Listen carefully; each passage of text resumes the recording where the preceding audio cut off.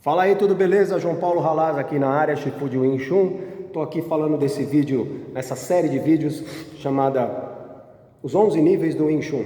Aqui eu vou tratar com vocês os 11 degraus de conhecimento do Wing Chun, baseados em suas formas. Nós temos 11 formas aí para trabalhar, ok? E essas formas elas vão levar vocês a desenvolver a sua linguagem de combate, para você se tornar um lutador solto, livre de regras, livre de caixinhas de decoreba, tá bom? Para você conhecer o seu corpo e saber usar ele da forma mais inteligente numa situação de defesa pessoal. Hoje eu estou aqui para falar do Chun Kyu. Chun Kyu é o segundo nível do Wing Chun, tá bom? Dentro desse nível, a gente vai continuar a entender o que foi aprendido lá no Siu Lin Tao, certo? Lembrando, quando você passa de nível, você tem que ter a seguinte condição. Por exemplo, eu estou aqui no Siu Lin Tao e eu vou me graduar para o segundo nível. Eu tenho que saber o formato todo, as funções daquelas mãos, a matéria toda e saber aplicar tudo aquilo pelo menos da forma básica. Porque ainda quando você chega no último nível do Wing Chun, você vai necessitar muitas vezes voltar ao Siu Lin Tao para refinar mais o seu Shiatsu. Quando eu falo Shiatsu, vamos pensar assim, formato, ok? Pois bem, você vai ter que saber refinar ele muito bem para saber aplicar. Mas voltando ao Chun Kyu.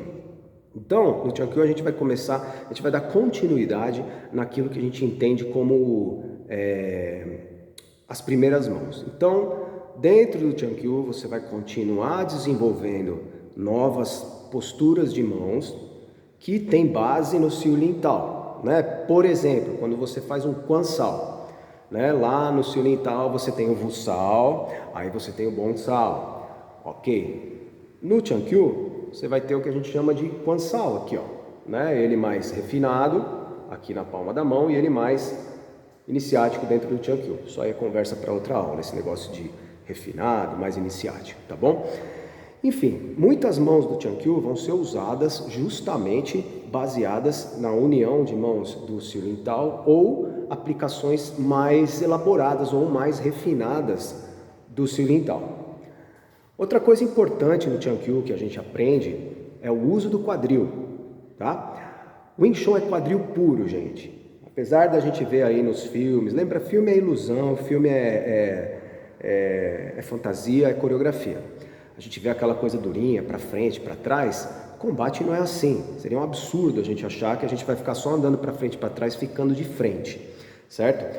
O Wing Chun é quadril puro. Depois que você entra no Chun Kyu, você começa a conhecer o seu quadril e começa a fazer muitos exercícios de aplicação em quadril, e tanto nos golpes quanto nas aplicações de defesa, nas movimentações. O quadril ele vai começar a trabalhar muito para gerar energia, tanto usando a energia de raiz, quanto para potencializar a energia dos golpes.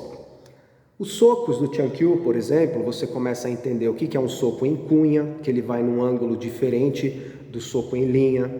Você tem os ganchos, uppercuts, né? Seria, mas vamos chamar de gancho aqui, porque a gente está falando em português. Então você começa a ter aí os socos de gancho. Você começa a ter socos curtos usando Fei Jian, que é essa parte aqui, é uma arma muito mais pontiaguda, muito eficiente também, quando você quer ter um pouco mais de alcance. O quadril, como eu já falei, a famosa linha negra, que a gente chama. Então você tem ali chutes de ponta de pé, você tem chutes de faca de dentro, faca externa do pé, pisões no joelho, né? Chutes com a chapa do pé, que favorecem aí quebramento.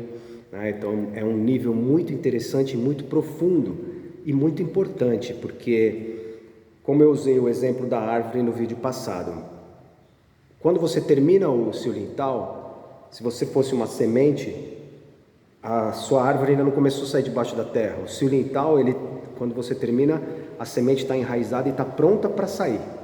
O Chun Kyu é o começo do tronco dessa árvore, entende? A gente está começando a trabalhar o tronco dela.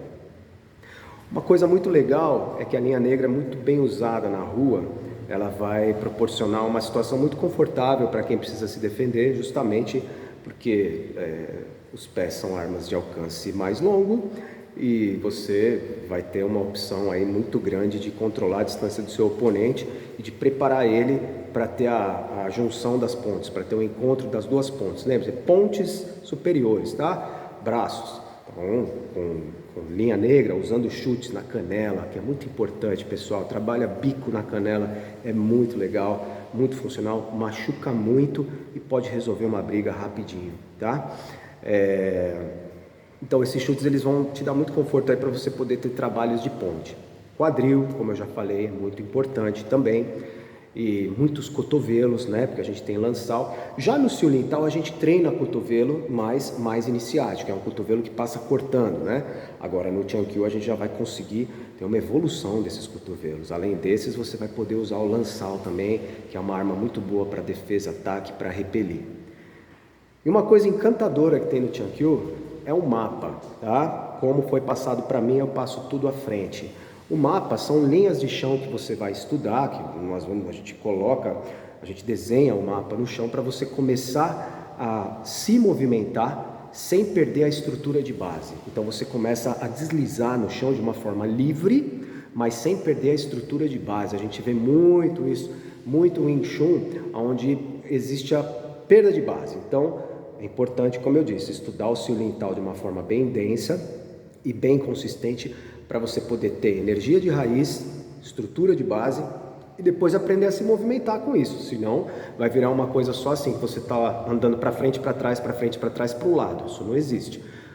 O combate ele não tem forma, ele é vivo, né? Então ele se movimenta, ele se expande, ele contrai, eles acompanham, né? Então toda essa conversa, toda essa situação precisa de movimentação livre. Então no Tiankyu você vai ter os primeiros elementos para aprender a esgrimar para onde for preciso, tanto em esgrima quanto em troca de perna, em troca de passada, né? Se eu estou com a perna da frente é a direita, eu preciso andar para pôr a esquerda na frente, enfim. Você vai aprender a fazer tudo isso sem perder a estrutura de base. Isso é importante. Para nós a estrutura de base é fundamental. Quando você não perde a estrutura de base, você mantém a sua cabeça para trás. Na rua, tem que ficar com a postura com a cabeça para trás, porque qualquer arranhada nos olhos, no rosto, você pode se distrair e isso pode te levar à derrota, pode te levar a um risco maior de vida. Então o Tiankyu ele é muito rico, pessoal. A gente tem que ter muita paciência para estudar ele, porque ele é um nível que amarra o Siolintal, que é a semente, a um dos líderes, que é o Byuji, tá? Então, vamos prestar bem atenção nisso, ter bastante calma, não se preocupar nunca em fazer nada decorado, bonito, mas sim eficiente, certo? Bom, então é isso, ó, falei dos socos, a gente vai ter aí também uma questão mais de mão aberta, alguns detalhes também, né? No Siolintal a gente tem posturas de mão aberta também, mas no Tiankyu a gente tem uma leve evolução disso. Quando eu falo evolução, quais são os pontos de contato da mão que você predomina quando você dá um palme em pé, quando você dá um side palm, se esse side palm é alto ou é baixo, como é que predominam os pontos de contato para eu deixar essa arma mais eficiente e contundente. Lembrando que o Wing Chun tem mão fechada pra caramba e também é uma arte de mão aberta, que a gente chama de velha arte. É a arte de mão aberta. Machuca muito, muito eficiente, muito rápida, tá? E então, vamos lá, falei de tudo aqui para vocês nessa conversa. Acredito que para o Tiankyu, por enquanto, tá tudo certo. Não preciso me aprofundar, justamente porque a ideia dessa série de vídeos aqui é passar para vocês a síntese do que cada nível trabalha, beleza? Então já vai curtindo, compartilha aí. Espero que você tenha gostado da informação. E é isso, tamo junto aí. Próximo vídeo, o primeiro formato do Byuji. São 2 que a gente vai ter nesse nível, beleza? O Byuji, a gente pode chamar de Byuji Pai. E o segundo, que é o Byuji aéreo. O primeiro vídeo vai ser o Byuji Pai, ok? Então, logo mais estou aí com vocês. Valeu, grande abraço aí, fiquem com Deus. Tchau, tchau.